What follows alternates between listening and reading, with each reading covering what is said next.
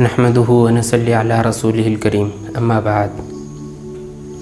ایک مرتبہ حضرت حسن بصری رحمۃ اللہ علیہ فرمانے لگے کہ مجھے 4 باتوں سے بڑی حیرانگی ہوتی ہے۔ لوگوں نے معلوم کیا کہ حضرت وہ کیا باتیں ہیں۔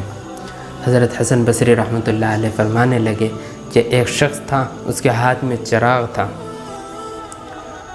میں نے اس سے کہا کہ بھائی اس چراغ میں روشنی کہاں سے آئی؟ اس نے فوراً اس کے اوپر پھونک ماری اور اس روشنی کو بجھا دیا، یعنی چراغ کو بجھا دیا، اور کہنے لگا کہ جہاں چلی گئی وہیں سے آئی تھی۔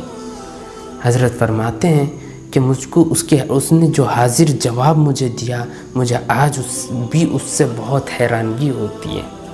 نمبر 2، ایک مرتبہ حضرت حسن بصری رحمۃ اللہ علیہ مسجد کی طرف تشریف لے جا رہے تھے۔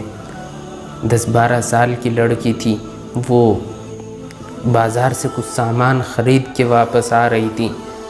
برسات کا موسم تھا، برسات رکی تھی۔ حضرت حسن بصری رحمۃ اللہ علیہ نے اس لڑکی سے فرمایا کہ اے لڑکی، ذرا سنبھل کے قدم رکھنا، ایسا نہ ہو کہ تم پھسل جاؤ۔ اس لڑکی نے جواب دیا کہ حضرت اگر میں پھسل گئی تو مجھے تکلیف پہنچے گی، اور آپ ذرا سنبھل کے قدم رکھنا، اگر آپ کا پیر پھسل گیا تو قوم کا کیا ہوگا؟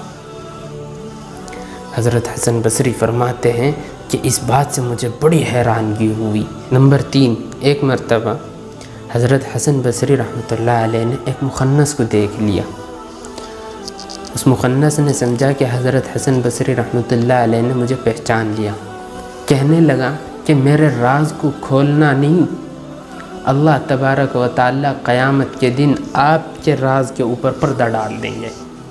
نمبر 4، حضرت حسن بصری رحمۃ اللہ علیہ فرماتے ہیں کہ ایک شخص نماز پڑھ رہا تھا، اس کے سامنے سے ایک عورت گزری۔ جیسے ہی وہ عورت گزری، اس کا حال یہ تھا کہ اس کے سر کے اوپر دوپٹہ نہیں تھا، اس کا چہرہ کھلا ہوا تھا، وہ روتی پیٹتی گزر گئی۔ اس شخص نے سلام پھیرا، سلام پھیرنے کے بعد اس عورت کے پاس گیا اور جانے کے بعد کہنے لگا کہ اے عورت، تجھے شرم نہیں آئی؟ میں نماز پڑھ رہا تھا اور تو میرے سامنے سے گزر گئی، یہاں تک کہ تیرے سر کے اوپر اوڑھنی نہیں تھی، تیرے بال بکھرے ہوئے تھے، تیرا چہرہ ڈھکا ہوا نہیں تھا، اور تجھے یہ بھی علم نہیں ہوا کہ میں نماز پڑھ رہا ہوں؟ تو اس عورت نے معافی مانگی۔ چنانچہ معافی تلافی کے بعد وہ عورت کہنے لگی، میرے مالک نے مجھے طلاق دے دی، اس وجہ سے میں پریشان ہوں، مجھے سمجھ نہیں آ رہا کہ میں کیا کروں، اس وجہ سے میں آپ کے سامنے سے گزر گئی، مجھے یہ بھی علم نہیں ہوا کہ آپ نماز پڑھ رہے ہو، اگر مجھے یہ علم ہوتا تو میں ایسا نہ کرتی۔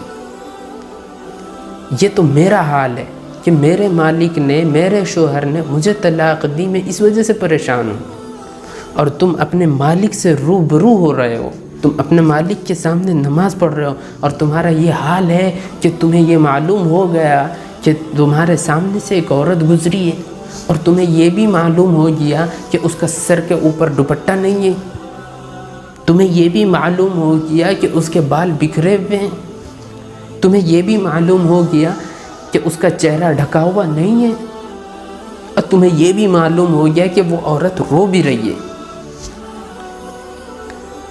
حضرت حسن بصری رحمۃ اللہ علیہ فرماتے ہیں کہ مجھے یہ اس عورت کے جواب سننے کے بعد مجھے بڑی حیرانگی ہوئی، اور حضرت فرماتے ہیں کہ آج ہماری نمازوں کا یہ حال ہے کہ اگر کوئی مسجد میں نماز پڑھ رہا ہے، اس کو باہر سے کسی نے آواز لگائی اس کا نام لے کر کے، تو اسے محسوس ہو جاتا ہے کہ ہاں میرا نام لیا گیا باہر۔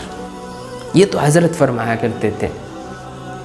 میں یہ کہتا ہوں کہ ہمارا نام لینے کی ضرورت نہیں ہے، ہمارے سامنے سے گزرنے کی ضرورت نہیں ہے، اگر ہمارے پیچھے سے بھی کوئی گزر جائے تو ہمیں معلوم ہو جاتا ہے کہ ہمارے پیچھے سے کون گزرا ہے۔ ہمیں معلوم کس طرح ہوتا ہے؟ ہمیں اس کی جو چھولی ہوتی ہے اس سے ہمیں معلوم ہوتا ہے، ہمیں اس کی خوشبو سے معلوم ہو جاتا ہے، بعض اوقات ہمیں اس کے پیروں کی آہٹ سے بھی محسوس ہو جاتا ہے کہ ہمارے پیچھے سے کون گزر رہا ہے۔ اللہ معاف کرے، یہ ہماری نمازوں کا حال ہے۔ اللہ اگر فضل فرما دیں تو ہماری نمازیں قبول، ورنہ جیسی ہم نمازیں پڑھتے ہیں کچھ کہنا نہیں، اللہ معاف کرے۔ میرے محترم ذرا سوچو، اللہ تبارک و تعالیٰ نے ایک انسان کو بنایا اور اسے اشرف المخلوقات میں سے بنایا ہے۔ اللہ تبارک و تعالیٰ نے انسان کو اتنا ذہن دیا ہے، اتنا بڑا ذہن دیا ہے کہ انسان نے آج ایک کار کو بنا دیا، انسان نے آج ایک ٹرین کو بنا دیا، انسان نے آج ایک فلائٹ یعنی جہاز کو بنا دیا۔ کیسی چیزیں انسان نے بنا دی، ایک بلب بنایا، ایک پنکھا بنایا، اور ہر چیز کا کنٹرول انسان کے ہاتھ میں اللہ تبارک و تعالیٰ نے دے دیا ہے۔ کیوں دیا ہے؟ کیونکہ اللہ تبارک و تعالیٰ نے ہمارے ذریعے سے ان چیزوں کا وجود بخشا ہے۔ یہ چیزیں ہماری اتنی مانتی ہیں کہ اگر ہم نے بلب کو جلا دیا بٹن سے، جب تک ہم اس کو بند نہیں کریں گے جب تک یہ جلتا رہے گا۔ ہم نے پنکھے کو چلایا ہے، جب تک ہم بیٹھے رہیں گے ہمیں ضرورت ہوگی، جب تک یہ چلتا رہے گا۔ جب ہم اس کو حکم دیں گے کہ تم بند ہو جاؤ اور بٹن کو ہم بند کریں گے تو یہ پنکھا بند ہو جائے گا۔ ہر چیز ہمارا اتنا حکم مانتی ہے، اور ہمارا یہ حال ہے کہ جس نے ہمیں بنایا ہے ہم اس کی نافرمانی کرتے ہیں، ہم اس کی ایک نہیں مانتے۔ میرے محترم، اس میں ہمارا کوئی کمال نہیں کہ ہم مسلمان ہیں۔ اللہ تبارک و تعالیٰ کا بہت بڑا فضل ہے، اللہ تبارک و تعالیٰ کا بہت بڑا کرم ہے کہ اللہ نے ہمیں مسلمان گھرانے میں پیدا کیا ہے۔ اللہ تبارک و تعالیٰ نے ہمیں ماحول دیا ہے کہ ہم دین پہ چلیں، یہ اللہ نے ماحول دیا ہے۔ اس وجہ سے آج ہمارے سروں کے اوپر ٹوپیاں ہیں، اس وجہ سے آج ہمارے چہرے پہ داڑھی ہے، کیونکہ اللہ تبارک و تعالیٰ کا یہ فضل ہے۔ میرے محترم، ہم نے جن چیزوں کو بنایا ہے، اللہ تبارک و تعالیٰ نے ہمیں ہمارے ذریعے سے جن چیزوں کو بنایا ہے وہ ہماری اتنی اتباع کرتے ہیں، اور جس نے ہمیں بنایا ہے آج ہمیں ذرا سوچنا چاہیے کہ آج ہم بھی اس کی اتباع اتنی کرتے ہیں۔ اللہ تبارک و تعالیٰ کا بڑا کرم ہے، جو فرشتہ ہمارے صبح سے شام تک اعمال اللہ تبارک و تعالیٰ کو جا کے سناتا ہے، کہتا ہے کہ آج تمہارے بندوں نے یہ گناہ کیے، آج تمہارے بندوں نے یہ نافرمانیاں کی۔ اللہ تبارک و تعالیٰ اس کے ایک ہاتھ سے وہ لیتے ہیں نام اعمال، اور دوسرے ہاتھ میں اللہ تبارک و تعالیٰ اگلے دن کا رزق اسے دے دیتے ہیں، اور کہتے ہیں کہ اے فرشتے جا میرے بندے کو یہ اگلے دن کا رزق پہنچا دیں۔ میرے محترم، اللہ تبارک و تعالیٰ کو ہم سے بہت محبت ہے۔ آج اگر ہمارا پنکھا خراب ہو جائے، آج ہمارا بلب خراب ہو جائے، تو ہم اس کو ایک آدھ مرتبہ شاید ہم کوشش کر لیں کہ اسے ٹھیک کرا لیں، ورنہ ہم کیا کرتے ہیں کہ اس کو اٹھا کے ڈسٹ بین کے حوالے کر دیتے ہیں۔ اس کو ہم اٹھا کے کوڑے کی جگہ پھینک دیتے ہیں کہ جاؤ تمہارا کام ختم، خلاص۔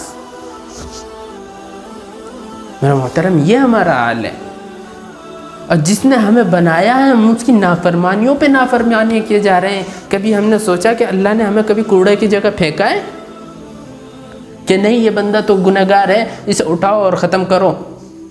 اگر اللہ چاہے تو کر سکتا ہے، اللہ ہر چیز پہ قادر ہے، اللہ جو چاہے کر سکتا ہے۔ اللہ یہ بھی کر سکتا ہے کہ ہماری جگہ ہم سے بہتر لوگوں کو پیدا کر سکتا ہے، لیکن کبھی ہم نے سوچا کہ اللہ نے ایسا کیا کیوں نہیں کیا یا نہیں کیا؟ اور اگر نہیں کیا تو کیوں نہیں کیا؟ میرا محترم، اللہ تبارک و تعالیٰ نے اس دنیا میں ہمیں بھیجا ہے، اور وہ اس وجہ سے بھیجا ہے کہ ہم اپنے اعمال درست کریں، ہم اگلی تیاریاں محنت سے کریں۔ آج ہم یہاں جو بوئیں گے قیامت کے دن ہمیں وہ مل جائے گا۔ میں محترم، ہمیں چاہیے کہ ہم اپنی نمازوں کا اہتمام کریں، اور ہمیں چاہیے کہ جس وقت ہم نماز پڑھیں تو ہمیں ایسا محسوس ہونا چاہیے کہ اللہ ہمیں دیکھ رہا ہے اور ہم اللہ کو دیکھ رہے ہیں، ہم اللہ سے کلام کر رہے ہیں۔ اور اگر ایسا نہیں ہو سکتا تو کم از کم اتنا تو ہم ضرور کر لیں کہ جس وقت ہم نماز کے لیے جائیں تو ہم یہ سوچیں کہ اب ہم اللہ کے سامنے آ گئے اور اللہ ہمیں اب دیکھ رہا ہے. اتنا ضروری ہے میرے محترم. ایسا اگر ہم کرنا شروع کر دیے تو ہماری نمازوں کے اندر خشوع و خضوع آ جائے گا. میں محترم بات بہت لمبی ہو گئی. اللہ ہمیں کہنے سننے سے زیادہ عمل کی توفیق عطا فرمائے. وآخر دعوانا ان الحمد للہ رب العالمین.